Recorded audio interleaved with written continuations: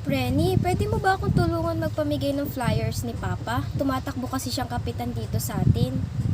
Sige na oh, baka makatulong ka kasi marami kang kakilalang guro at mga nanay sa eskwelahan. Oo, Prenny, hindi ako walang mga panya. Aming mga guro may sinusunod na Code of Ethics at isa yan sa mga nakasaad sa Article number 2, Section number 5 na naglalaman na hindi dapat makiisa sa pakikipag-promote ng kagaya ng political, religious o kahit anumang partisan art interest. Ganun ba, Prenny? Sige, pasensya ka na ha, pero ngayon alam ko na. So, alam mo naman, di ba, mga magulang natin, magkakaibigan. So, yung papa mo, panikulado, number 1 yan, pipiliin sa balota ng aking mga magulang. Totoo, kahit saang bagay. Maraming salamat, Prenny. Yes, hello po, mami. Bakit po? Good morning po. Saan pong bahay nyo? Dadalhan ko po kasi kayo ng food. Naalala nyo po, birthday po ni James. Ay, oo nga po pala, mami. Wawalang pasok. Kakantahan sana si James ang happy birthday ng mga classmates niya. Kaya nga po may konting handaan po sa amin. Dalhan ka po namin ni James. Ay, sensya na, mami. Nasa biyahe ako papunta akong part-time work. Pakisabi na lang po kay James na happy birthday po at i-enjoy niyo lang po yung kanyang harawan. Ganun po, sayang. Pero makakarating po kay James. Salamat po. Sa kadahilan ng pambilang guro, di tayo dapat tumatanggap ng favorable na bagay mula sa ating mga students and parents. Kaya kung maaari may magagawang pag-iwas sa ganung bagay ay ating isasagawa upang maiwasan ang conflict. Hello po, mami. Good morning po. May concern lang po ako about sa pagbabasa ni Lindsay. Oo nga po, teacher. Hindi pa po siya masyadong nakakabasa ng salita at mabagal pa po. Yes po, mami. Pero gagawin po natin ng paraan upang mag-improve pa po yung pagbabasa niya. Paano po gagawin ko, teacher? Ito po, mami, ay nag-ready po ako ng mga short story and mga letters and words na ito po gagamitin nyo po upang tulungan at turuan magbasa po si Lindsay. Na napagbasa ko na rin po siya, kaya alam ko na kung saan po siyang part na mahina or hindi po makasunod. At ayun po ang niready ko i-print upang makatulong po sa kanya yun, mami. Sige po, teacher. Ipapapractice ko po siyang magbasa at gagamitin ko po itong ibinigay nyo.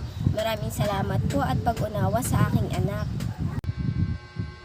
So, walang anuman po, mami.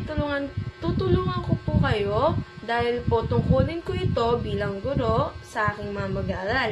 Salamat po, mami.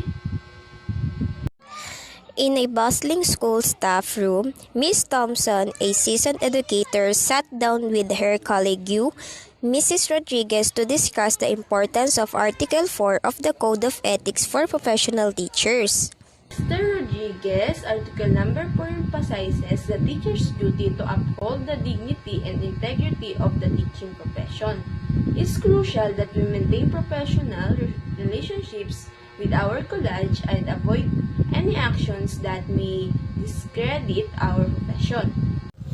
In agreement, recognizing the significance of maintaining professionalism both and out of the classroom. As a teachers, we must always strive to be positive role models for our students and the community. Our actions should reflect the values of honesty, respect, and fairness at all times. Absolutely, Miss Thompson. It's vital that we conduct ourselves ethically, demonstrating integrity and responsibility in all our interaction. Our commitment to the profession extends beyond the classroom walls. As they continued their conversation, Miss Thompson and Mrs. Rodriguez reaffirmed their dedication to upholding the principles outlined in Article 4, knowing that their adherence to the Code of Ethics not only benefits their student but also elevates the teaching profession as a whole. Hello, good morning class. Today we're going to discuss the Code of Ethics for Professional Teachers. This code outlines the professional standards and responsibilities that we as educators must adhere to. Let's start with Article number 3, Section 1. What does Article 3, Section 1 say? Article number 3, Section 1 states that every teacher shall uphold the highest standards of integrity, honesty, and professional conduct. This means that as teachers, we must always act with integrity and honesty in all aspects of our work. Can you give us an example of how this applies in the classroom? Of course, let's say a student comes to me and asks for help with a test. As a teacher, it is my responsibility to provide assistance and support. However, it is also important for me to ensure that the students' work remain their own. So, I would guide the student in understanding the concepts and help them find the answers, and rather than simply giving them the answers. That makes sense. So it's about promoting academic honesty? Exactly. By upholding integrity and honesty, we promote a culture of academic honesty and fairness in the classroom. It's important for students to learn and grow to their own efforts and achievements. What happens if a teacher does not uphold these standards?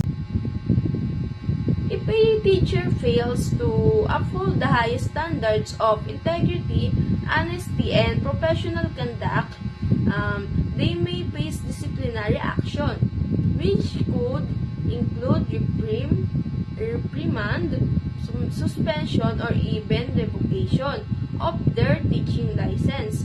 It's crucial for us to always remember our ethical responsibilities as educators. Thank you for your explaining, teacher. It's good to know that we have teachers who prioritize integrity and honesty. You're welcome. As teachers, it is our duty to be role models for our students and to create positive learning environment. Upholding the code of ethics help us maintain professionalism and ensure the best education for all.